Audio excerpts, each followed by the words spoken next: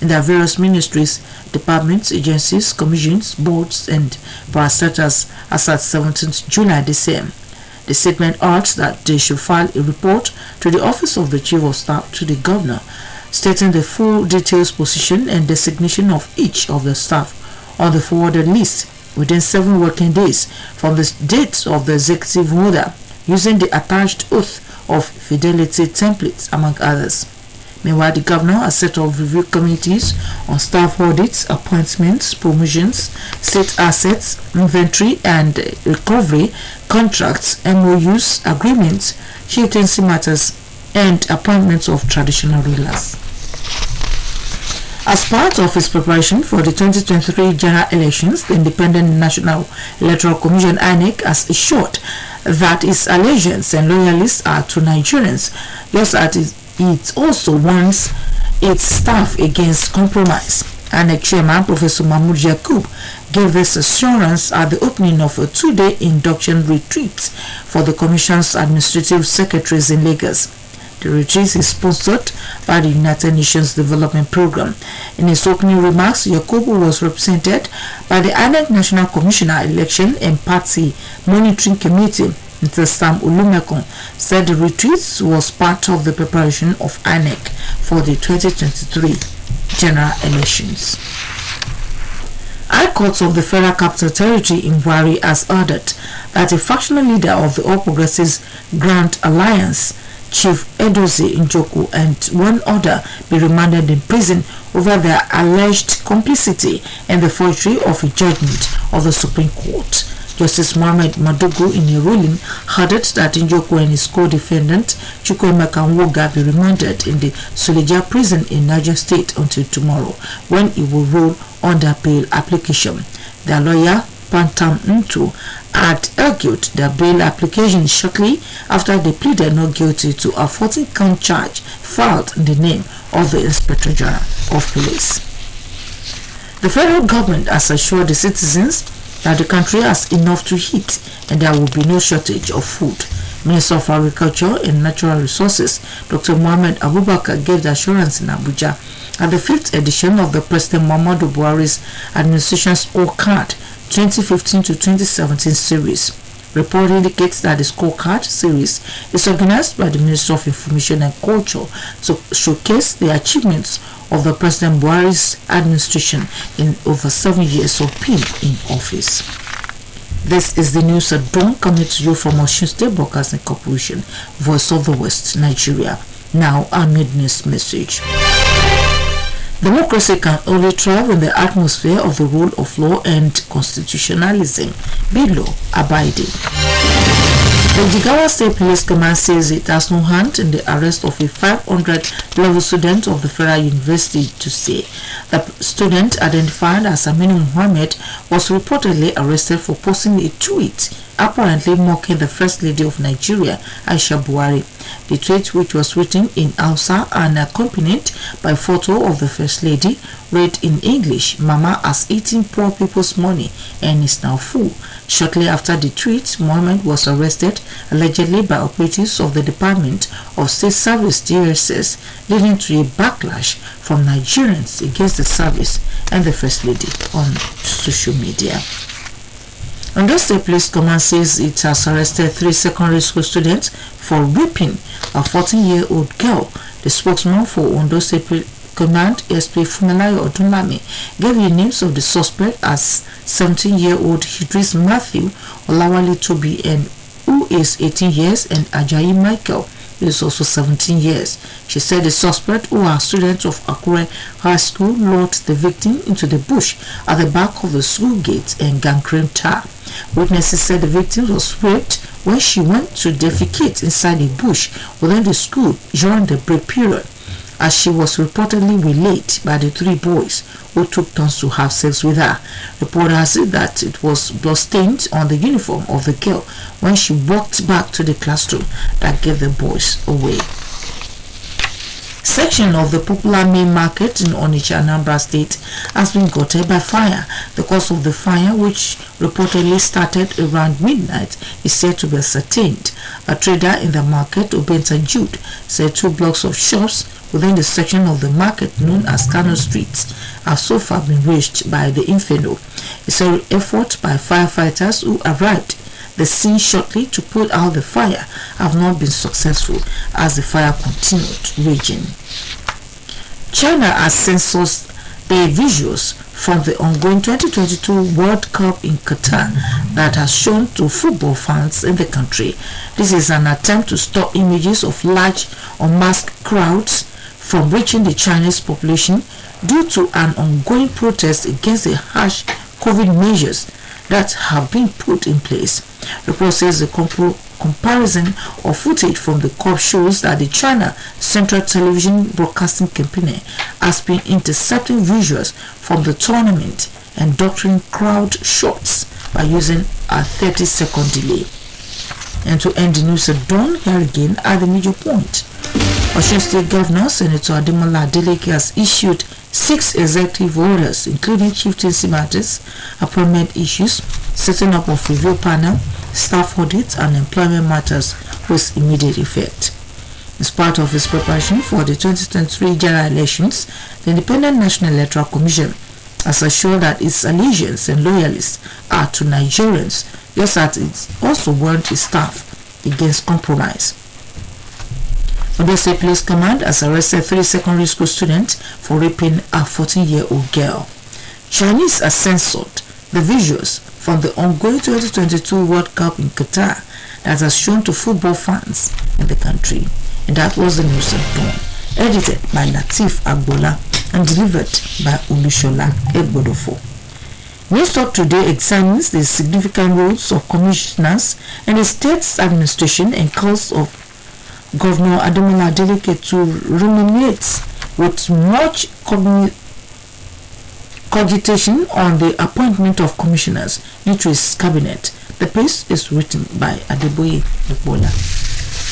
Democratic government is a cabinet category of administration of which the various ministries the government is segregated is placed under the political heads statutorily referred to as ministers or commissioners. The commissioners or ministers are the agents of driving government's ministries and departments to achieve the entrenched goals and objectives of any government in power at any given length of time. The appointment of ministers or commissioners is the prerogative of a democratically elected governor or president of a state or a country who is constitutionally empowered to effectively control and coordinate each of the heads of ministries to meet the statutory and social responsibilities of government. It is apposite to note, therefore, that the failure or success of a government or administration is anchored on the administrative prudence and efficiency of each of the ministers or commissioners saddled with the control of ministries. This makes it imperative for Governor Ademola Adeleke to ruminate with much cogitation on the appointment of commissioners into his cabinet. This is due to the fact that the co-travelers of a person predict absolutely his gain and successes of a given venture. This is settled by the dictum that members of a person's company are advisors at every material time, and every individual rises or falls by the counsel of his group folks. The fact that the cabinet members of a governor in a presidential system of government that a country adopts are think tank for wealth creation and equitable management of the state resources makes the choice of commissioners and special advisors a prudent decision. For this reason, it is necessary for every state administrator to navigate beyond party sentiments and be guided by acumen of measuring competence and patriotism in selecting his co-travelers in the task of the state administration. It is quite necessary to espouse Governor Ademola Adeleke for the 3 appointments made immediately he received the mantle of leadership, the choice of a solicitor and paragon of technocracy, Alhaji Teslim Igbalaye, whose administrative efficiency was avidly demonstrated when he was Osogbo Council Chairman as Secretary to the state government, attested to Governor Ademola Adeleke's commitment to good governance. Likewise, News Talk also notes that the appointment of Malam Olawale Rashid and Alhaji Kazim Akileye as spokesman and chief of staff, respectively, also speaks volumes of Governor Ademola Adeleke's focus on ensuring professionalism in the choice of his cabinet. That newspaper, the Boy examined the significance of commissioners to good governance in the states and called on Governor Ademola Adeleke to navigate beyond party sentiment and be guided by acumen of measuring competence and patriotism in selecting his co-travelers in administering the state. The piece written by Adeboye Popola was read by Timotokwe Olayiwola. Good morning. Ìròyìn ní kùtù àìrè o lórí rédíò Ọ̀ṣun. Ìròyìn ní kùtù àìrè o lórí rédíò Ọ̀ṣun. Ìròyìn tó yẹ kóró ẹ̀kọ́ tó múnádóko la ní kí ẹ wá gbọ́ lórí rédíò Ọ̀ṣun. Ẹ kú ìdájí o, ìròyìn ní kùtù àì Mojíbọ́lá Káyọ̀dé Ọ̀kẹ́ oníròyìn yín ṣáájú ẹgbọ́ kókó tó wà nínú ìròyìn náà. Gómìnà ìpínlẹ̀ Ọ̀ṣun pàṣẹ 6 ọ̀tọ̀ọ̀tọ̀ níbàámu pẹ̀lú agbára tó fi gbé wò ó. Àjọ INEC kìlọ̀ fáwọn òṣìṣẹ́ rẹ̀ láti ta kété sí ìwà àkótó lásìkò ìdìbò ọdún tó ń bọ̀. Ọwọ́ ṣìkún iléeṣẹ́ ọlọ́pàá ti àwọn akẹ́kọ̀ọ́ ilé ẹ̀kọ́ girama tó fipá bá ọmọdébìnrin kan lò pọ̀ nípínlẹ̀ Ondo. Orílẹ̀-èdè China fòfin de wíwo àwòrán ìdíje ife ẹ̀yẹ àgbáyé tó ń lọ lọ́wọ́ nítorí àrùn COVID-19. Ìròyìn ọ̀rẹ́ lẹ́kùnrẹ́rẹ́. Gómìnà ìpínlẹ̀ Ọ̀ṣun Sẹ́nẹ́tọ̀ Adémọ́lá Adélékè ti pàṣẹ 6 ọ̀tọ̀ọ̀tọ̀ níbàámu pẹ̀lú agbára tó fi orílẹ̀-èdè yìí gbé wọ̀ gẹ́gẹ́ bí gómìnà. Lárùn tó wà nínú àṣẹ ọ̀hún ni èyí tó ní í ṣe pẹ̀lú oyè jíjẹ, ìyànsípò, àgbékalẹ̀ ìgbìmọ̀ tí yóò ṣàgbéyẹ̀wò àyẹ̀wò fẹnifẹni fáwọn òṣìṣẹ́ ọba àti tìgbanisíṣẹ́. Àtẹ̀jáde kan tàgbẹ̀rùsọ gómìnà Malam Olawale Rashid fi síta tọ́ka sí pé gómìnà Adélékè ti pàṣẹ gbígbẹ́sẹ̀ lé gbogbo àsùnwọ̀n ìjọba lẹ́yìn ìsọ̀ka. Àtẹ̀jáde ọ̀ní gómìnà pàṣẹ kí gbogbo àwọn adarí iléeṣẹ́ àti lájọlájọ ìjọba ó ṣàyẹ̀wò fínífíní fáwọn òṣìṣẹ́ wọn láti mọ iye òṣìṣẹ́ tó wà nílé iṣẹ́ àti lájọlájọ ìjọba títí ọjọ́ 17 oṣù keje ọdún yìí. Àtẹ̀jáde ọ̀hún fi kún pé káwọn adarí iléeṣẹ́ ó fàbọ̀ àyẹ̀wò fínífíní tí wọ́n bá ṣe sọ̀wọ́ sọ́fíìsì olórí òṣìṣẹ́ lọ́fíìsì gómìnà pẹ̀lú iṣẹ́ táwọn òṣìṣẹ́ kọ̀ọ̀kan ṣe. Ẹ̀wẹ̀, gómìnà ti ṣàgbékalẹ̀ ìgbìmọ̀ tí yóò ṣàgbéyẹ̀wò àyẹ̀wò fínífíní nípa ìgbanisíṣẹ́ àti àgbéga àwọn òṣìṣẹ́ tó fi mọ́rọ̀ àgbékalẹ̀ àkànṣe iṣẹ́, ọ̀rọ̀ oyè jíjẹ àti yíyan àwọn orí adé. Gẹ́gẹ́ bí ara ìgbáradì fétò ìdìbò gbogbogbò ọdún tó ń bọ̀, àjọ elétò ìdìbò nílẹ̀ yìí INEC ti sọ̀rọ̀ ìdánilójú pé ojúṣe òun ni láti jẹ́ olóòótọ́ sáwọn èèyàn orílẹ̀-èdè yìí nígbà tó kìlọ̀ fáwọn òṣìṣẹ́ rẹ̀ láti ṣiṣẹ́ wọn bó ṣe yẹ. Alága àjọ náà ọ̀jọ̀gbọ́n Mahmood Yakubu ló sọ̀rọ̀ ìdánilójú yìí níbi ìṣíde ìdánilẹ́kọ̀ọ́ lọ́jọ́ méjì kan tó wáyé nípìnlẹ̀ Èkó. Àjọ tó wà fọ́rọ̀ ìdàgbàsókè lábẹ́ àjọ ìṣọ̀kan àgbáyé UNDP ló ṣonígbọ̀wọ́ ìdánilẹ́kọ̀ọ́ ọ̀hún. Ọ̀jọ̀gbọ́n Yakubu tí ọ̀kan lára àwọn lọ́gàálọ́gàá nílé iṣẹ́ rẹ̀ ọ̀gbẹ́ni Sam Olúmekun ṣojú fún mẹ́nubà pé ìdánilẹ́kọ̀ọ́ náà jẹ́ ara ìgbáradì fétò ìdìbò ọdún tó ń bọ̀. Ilé ẹjọ́ ìjọ àpapọ̀ kan lórí ìlú ilẹ̀ yìí ti pàṣẹ kí adarí kọ̀ọ̀kan nínú ẹgbẹ́ òṣèlú All Progressives Grand Alliance APGA olóyè Edozie Njoku àti ẹnìkan míì wà lọ́gbà ẹ̀wọ̀n lórí ẹ̀sùn pé wọ́n ṣàgbékalẹ̀ ayédèrú ìdájọ́ ilé ẹjọ́ tó ga jùlọ lórílẹ̀‐èdè yìí. Onídàájọ́ Mohammed Magudu pàṣẹ kí Njoku àtẹni tí wọ́n jọ ń káwọ́ pọ̀nyìn rojọ́ Chukwuemeka Nwoga ó wà lọ́gbà ẹ̀wọ̀n Suleja ìpínlẹ̀ Niger di ọ̀la tí ilé ẹjọ́ yóò ṣàgbéyẹ̀wò àti gba onídùúró wọn. Ìjọba àpapọ̀ ti sọ dímọ̀ pé orílẹ̀-èdè yìí ní oúnjẹ tó lè fi bọ́ àwọn èèyàn rẹ̀ pẹ̀lú àlàyé pé kò lè sí ọ̀wọ́n oúnjẹ. Mínísítà fọ̀rọ̀ ṣí àgbà tó wà lómọ́ọ̀nì Mohammed Abubakar ló sọ̀rọ̀ ìdánilójú yìí l'Àbújá níbi ètò kan tó dá lórí jíjàbọ̀ iṣẹ́ ìríjú ìjọba ààrẹ Muhammadu Buhari látọdún 2015. Àrígbọ́ pé iléeṣẹ́ ètò ìròyìn àti àṣà ló ṣàgbékalẹ̀ ètò náà láti ṣàfihàn àwọn àṣeyọrí ìjọba ààrẹ Buhari láti bí ọdún mélòó tó ti wà lọ́fíìsì nígbà tó ń dá sáwọn ìbéèrè tó ní ṣe pẹ̀lú bí nǹkan ṣe gbówó lórí àti là lórí omíyalé mínísítà náà ní orílẹ̀-èdè yìí kò lè fojú winá ìṣòro oúnjẹ nígbà tó lọ sí ohun tó jẹ́ káwọn ọjà gbówó lórí yíká àgbáyé mọ́ àyípadà tó ń bá ojú ọjọ́ àjàkálẹ̀ àrùn COVID-19 àtogun tó ń ṣẹlẹ̀ láàrin orílẹ̀-èdè Russia àti Ukraine. Ilé àwíyé Òkèbalẹ̀ Òṣogbo alóore ìwọ̀ oòrùn orílẹ̀-èdè Nàìjíríà láti ń ròyìn ẹ̀gbọ́n iṣẹ́ pàtàkì tá a ní fún yín. Ibi táwọn èèyàn bá ti bọ̀wọ̀ fófin níjọba tiwantiwa ti lè digi àlóyè, nítorí náà ẹ jẹ́ ká bọ̀wọ̀ fófin. Iléeṣẹ́ ọlọ́pàá ìpínlẹ̀ Jigawa ti sọ ìdí mọ̀ pé ó kò lọ́wọ́ nínú òfin pápá ọba gbé akẹ́kọ̀ọ́ kíláàsì ọlọ́dún karùn-ún ní fásitì ìjọba àpapọ̀ tó wà ní Dúsè. Àdìgbọ́pọ̀ àwọn agbófinró fi pápá ọba gbé akẹ́kọ̀ọ́ náà torúkọ rẹ̀ jẹ́ Aminu Mohammed lórí ẹ̀sùn pé ó fi àkọlé kan sórí ìtàkùn ayélujára Twitter rẹ̀ èyí tó tàbùkù aya ààrẹ ilẹ̀ yìí Aisha Buhari. Ohun tí àkọlé náà tó fi èdè Haúsá kọ pẹ̀lú àwòrán aya ààrẹ lẹ́gbẹ̀ẹ́ rẹ̀ sọ ni pé màmá ti jẹ owó àwọn aráàlú, ó ti wá mú kókó wa. Àdìgbọ́ kété lẹ́yìn tó ju àkọlé náà sórí ìtàkùn ayélujára nípa aláàbò tẹlẹ̀múyẹ́ Ekobo èyí tó mú káwọn èèyàn orílẹ̀-èdè yìí bẹ̀rẹ̀ sí ní fojú láìfún aya ààrẹ àti ikọ̀ aláàbò ọ̀tẹlẹ̀múyẹ́ lórí ìtàkùn ayélujára. Iléeṣẹ́ ọlọ́pàá ìpínlẹ̀ Ondo ti pápá ọba gbé akẹ́kọ̀ọ́ mẹ́ta tí wọ́n jẹ́ akẹ́kọ̀ọ́ ilé ẹ̀kọ́ girama lórí ẹ̀sùn pé wọ́n fi ipá bá ọmọbìnrin ọdún mẹ́rìnlá lò pọ̀. Agbẹnusọ iléeṣẹ́ ọlọ́pàá ìpínlẹ̀ Ondo Fúnmiláyọ̀ Ọdúnlámì ní àwọn tọ́wọ́ tí òun ní Idris Matthew ẹni ọdún mẹ́tàdínlógún, Ọláwálé Tóbi ẹni ọdún méjìdínlógún àti Àjàyí Michael ẹni ọdún mẹ́tàdínlógún. Ó ṣàlàyé pé àwọn tọ́wọ́ tẹ̀ náà tí wọ́n jẹ́ akẹ́kọ̀ọ́ Àkúrẹ́ high school tọmọdébìnrin ọmọ sínú igbó tó wà lẹ́yìn ọgbà ilé ẹ̀kọ́ wọn láti pawọ́pọ̀ fi ipá bá a lò pọ̀. Àwọn ẹlẹ́rìí ní àkókò tọmọbìnrin ọmọ ṣe ìgbọ̀nsẹ̀ nínú igbó lásìkò ìjáde oúnjẹ nílé ẹ̀kọ́ ni wọ́n ṣònàdé láti fa gidi bá a lò.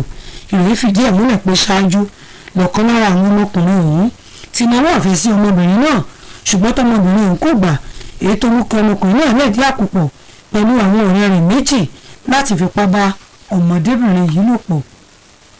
Lálórí ló ṣẹlẹ̀ nínú ọjà ńlá kan nílùú Onitsha ìpínlẹ̀ Anambra èyí tó bá abala kan nínú ọjà náà kanlẹ̀. Ìròyìn fi ẹni pé àárín òru ni lálórí náà ṣẹlẹ̀. Ọ̀kan lára àwọn oníṣòwò lọ́jà náà Obrente Jude ṣàlàyé pé abala kan nínú ọjà ọ̀hún tí wọ́n pè ní Kano Street ti jóná kanlẹ̀. Ó ṣàlàyé pé gbogbo akitiyan àjọ panápaná láti pinnu ọ̀nà ìmújá sí pàbó pẹ̀lú bí àwọn ọ̀nà náà ṣe lálálá. Orílẹ̀-èdè China ti fòfin de wíwo àwòrán ìdíje ife ẹ̀yẹ àgbáyé tó ń lọ lọ́wọ́ ní Qatar fáwọn olólùfẹ́ eré bọ́ọ̀lù aláfẹsẹ̀gbá lórílẹ̀-èdè ọ̀hún. Ìgbésẹ̀ náà jẹ́ ara ọ̀nà láti pinnu káwọn èèyàn orílẹ̀-èdè China máa wọ ìpéjọpọ̀ ọ̀pọ̀ èrò láì lo ìbomúbo ẹnu látàrí ìwọ́de ìfẹ́ náà tó ń lọ lọ́wọ́ láti tako àgbékalẹ̀ ìjọba tó bá lórí àti pẹ̀lú àjàkálẹ̀ àrùn ọ̀hún. Ìwé fi hàn pé ohun tí iléeṣẹ́ tẹlifíṣàn àpapọ̀ ilẹ̀ náà gbé jáde nípa ìdíje eré bọ́ọ̀lù ń fi hàn pé wọ́n ti dọ́gbọ́n sí àwòrán ọ̀pọ̀ èrò níbi ìdíje náà. Ìjọba orílẹ̀-èdè China ti kéde òfin fífìdí mọ́lé nígbà táwọn èèyàn orílẹ̀-èdè ń fojoojúmọ́ ṣàyẹ̀wò nípa àrùn kòrónà èyí tó mú káwọn èèyàn orílẹ̀-èdè náà fọ́n sójú pópó láti ṣèwọ́de ìfẹ̀hónúhàn tí wọ́n sì ń pè fún káwọn olóṣèlú kọ̀wé fipò sílẹ̀. Ǹjẹ́ ká tó mú rè ní kùtù àìwá sópin ẹgbọ́ kókó máa mẹ́nubà lẹ́ẹ̀kan sí i. Gómìnà ìpínlẹ̀ Ọ̀ṣun Sẹ́nitọ̀ Adémọ́lá Adélékè ti pàṣẹ 6 ọ̀tọ̀ọ̀tọ̀ níbàámu pẹ̀lú agbára tó fi orílẹ̀-èdè yìí gbèrò gẹ́gẹ́ bí gómìnà nínú ìta àti ohun tó ní ṣe pẹ̀lú oyè jíjẹ, ìyanisípò, àgbékalẹ̀ ìgbìmọ̀ tí yóò ṣàwọn àgbéyẹ̀wò kan, àyẹ̀wò fínífíní àwọn òṣìṣẹ́ ọba àtètò ìgbanisíṣẹ́ lẹ́yẹ òsọ́kà.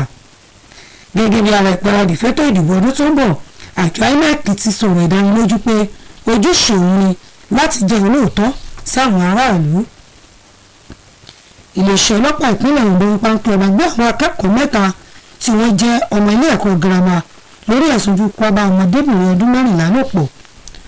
Orílẹ̀-èdè China fòfin de wíwo àwòrán ìdíje ife ẹ̀yẹ àgbáyé tó ń lọ lọ́wọ́ ní Qatar látàrí àrùn kòrónà.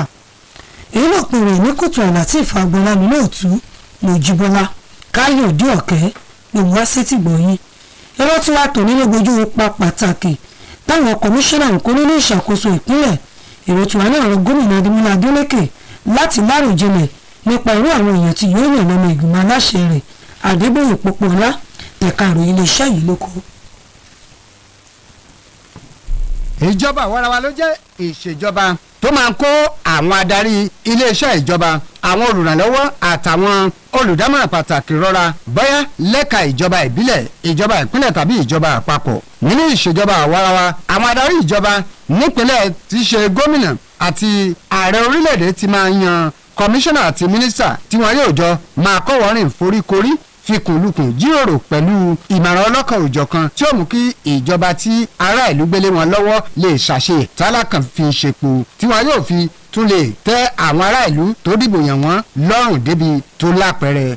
nítorí ọ̀nà tó fi gbé agbára wọ ààrẹ orílẹ̀-èdè láti yan àwọn mínísítà tí ó bá ṣiṣẹ́ pọ̀ àti bí òfin ilẹ̀ yìí ti gbé agbára yìí kan náà wọ àwọn gómìnà láti yan kọmíṣánná àtàwọn alábàáṣiṣẹ́ tó kójú òṣùwọ̀n tó ṣe é fọkàn tán fún ìṣàkóso iléeṣẹ́ àti ẹlẹ́kajẹ̀ka pẹ̀lú àwọn lájọlájọ ìjọba lọ́nà tíjọba yóò fi bá ìgbà mu. èyí já sí wípé àsámà tó sọ wípé fọ̀rẹ́ rẹ̀ hàn mí kí n lè mọ irú èèyàn tó jẹ́ ló ń ṣàtúmọ̀ pé bíjọba bá ti jáfáfá sí ṣàṣeyọrí ní ó wáyé nípasẹ̀ àwọn tó kó rọra. èyí ló fi ṣe pàtàkì kí gómìnà Adémọ́lá Adélékè ṣàgbéyẹ̀wò kó sì rò ó dáadáa irú àwọn kọmíṣánná àtàwọn ọmọ ìgbìmọ̀ aláṣẹ tí ó bá ṣiṣẹ́. èyí já sí pé bí ìrìnàjò ìjọba yóò bá dára tàbí yóò lérè ni ó nílò ọ̀pọ̀ àwọn alábàáṣiṣẹ́ tó mójúlẹ̀jà iṣẹ́ tí wọ́n gbé lé wọn lọ́wọ́ tí ìṣàkóso ìjọba yóò fi gún régé. fúdí èyí gbogbo àwọn aláṣẹ ìjọba nípínlẹ̀ tàbí ìjọba àpapọ̀ ló gbọ́dọ̀ yan àwọn kọmíṣánná àtàwọn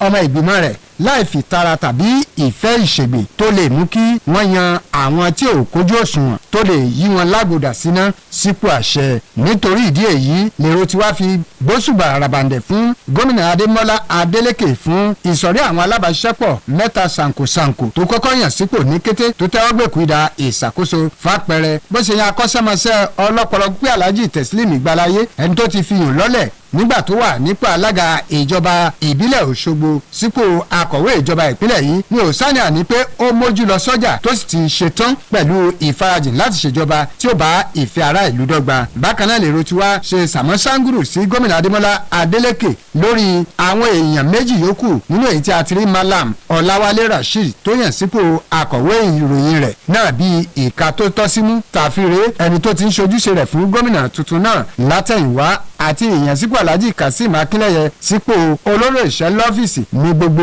rẹ̀ ń ṣàfihàn pé bókèlè àkọ́bù rẹ̀ yìí kò ti ráhùn ọbẹ̀ ni kò ṣe nígbà tó bá yan àwọn kọmíṣánná àtàwọn ọmọ ìgbìmọ̀ aláṣẹ yòókù tí wọn yóò jọ ṣiṣẹ́ pọ̀ gẹ́gẹ́ bí ó ti yẹ kó lo àwọn ọmọ ìgbìmọ̀ tẹ́lẹ̀dùà fún ní ọgbọ́n ìmọ̀ ìrírí àtàwọn akọ́ṣẹ́mọṣẹ́ tí ò ní jẹ́ báńkójọ lásán ṣùgbọ́n tí wọn yóò dìjọ kọ́wọ́rìn ṣèjọba aláṣeyọrí tí ó buyì kún orúkọ gómìnà tí ó sì tún gbé ẹgbẹ́ òṣèlú People's Democratic Party ga sókè té. èrò tí wàá tí a gbọ́ tàn tí Adébóyè Pópóọlá láti ẹ̀ka ìròyìn iléeṣẹ́ yìí kan ló bójú pàtàkì àwọn kọmíṣánná nínú ìṣèjọba ìpínlẹ̀. èrò tí wàá ní ọ̀rọ̀ gómìnà Adémọ́lá Adélékè láti rí pé àwọn tó kójú òṣùwọ̀n lóyàn lọ́mọ ìgbìmọ̀ aláṣẹ rẹ̀. Adébáyọ̀ ní ìlú tún palẹ̀ tó kà á lédè Yorùbá lẹ́ẹ̀kan sí àkó àjíòdì.